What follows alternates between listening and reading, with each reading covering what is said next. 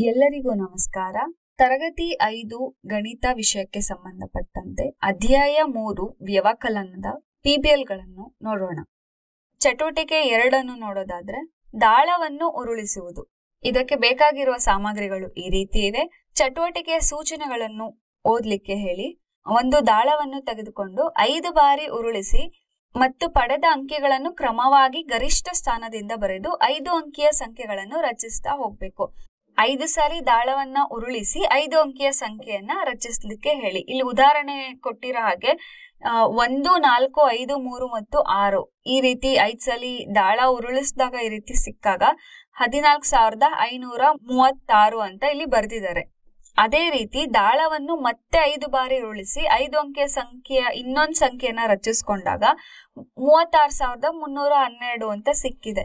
ಈ ರೀತಿ 2 ಸಂಖ್ಯೆ ಅವರಿಗೆ ಸಿಕ್ಕಾಗ ಅವೆರಡರ ವ್ಯತ್ಯಾಸವನ್ನ ಕಂಡುಹಿಡಿಬೇಕು. ನಿಮ್ಮ ಬಳಿ ದಾಳ ಇಲ್ಲದಿದ್ದರೆ 1 ರಿಂದ 6ರವರೆಗಿನ ಸಂಖ್ಯೆಗಳನ್ನು ಬರೆದಿರುವ ಅಥವಾ ಚುಕ್ಕಿಗಳನ್ನು ಗುರುತಿಸಿರುವ ರಬ್ಬರ್ ಅನ್ನು ಕೂಡ ಇಲ್ಲಿ ಬಳಸಬಹುದು.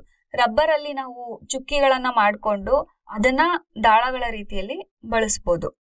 ಪರ್ಯಾಯವಾಗಿ ನೀವು ಕಾಗದದ ಹಾಳೆಯನ್ನು 10 ಸಮಾನ ಭಾಗಗಳಾಗಿ ಕತ್ತರಿಸಬಹುದು ಮತ್ತು ಪ್ರತಿ ತುಣುಕಿನ ಮೇಲೆ 0 ಇಂದ 9ರವರೆಗಿನ ಒಂದು ಸಂಖ್ಯೆಯನ್ನ ಇಲ್ಲಿ ಬರೆದು ನಂತರ ಆ ತುಣುಕನ್ನು ಉಲ್ಟಾ ಮಾಡಿ ಇರಿಸಬೇಕು.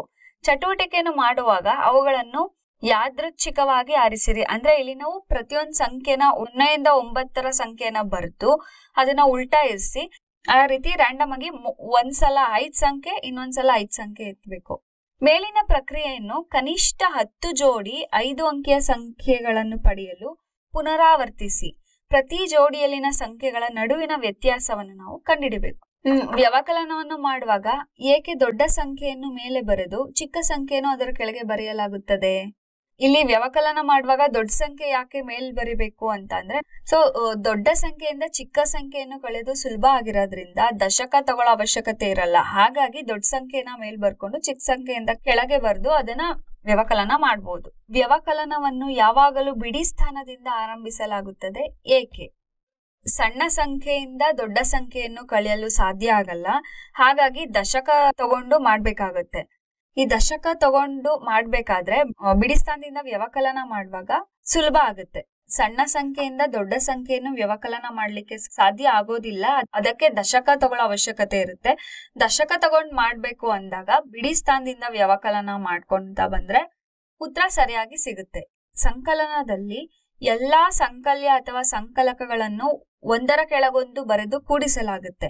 ಅದೇ ರೀತಿ 3 ಸಂಖ್ಯೆಗಳನ್ನು ಒಂದರ ಕೆಳಗೊಂದು ಬರೆದು ಒಂದೇ ಹಂತದಲ್ಲಿ ವ್ಯವಕಲನ ಮಾಡಬಹುದೇ? ಏಕೆ? ಇಲ್ಲ, ಸಾಧ್ಯ ಆಗಲ್ಲ. ಯಾಕೆಂದ್ರೆ ಸಂಕಲನ ಮಾಡುವಾಗ ಒಂದು ಸಂಖ್ಯೆಗೆ ಇನ್ನೊಂದು ಸಂಖ್ಯೆನ ಕೂಡಿಸ್ತಾ ಹೋಗ್ತೀವಿ. ಆದ್ರೆ ಇಲ್ಲಿ ವ್ಯವಕಲನ ಮಾಡುವಾಗ ಒಂದು ಸಂಖ್ಯೆಯಲ್ಲಿ ಇನ್ನೊಂದು ಸಂಖ್ಯೆನ ಕಳೀತಾ ಹೋಗ್ತೀವಿ. 3 ಸಂಖ್ಯೆಯನ್ನು ಒಟ್ಟಿಗೆ ಕಳಿಬೇಕು ಅಂತ ಅಂದ್ರೆ ಅಲ್ಲಿ ಉತ್ತರ ನೆಗೆಟಿವ್ ಬರೋ ಸಾಧ್ಯತೆ ಇರುತ್ತೆ. ಹಾಗಾಗಿ ವ್ಯವಕಲನ ಮಾಡೋದಿಕ್ಕೆ ಸಾಧ್ಯ ಆಗಲ್ಲ. ಮಕ್ಕಳಿಗೆ ಪ್ರಯತ್ನ ಮಾಡ್ಲಿಕ್ಕೆ ಹೇಳಿ. ಧನ್ಯವಾದಗಳು.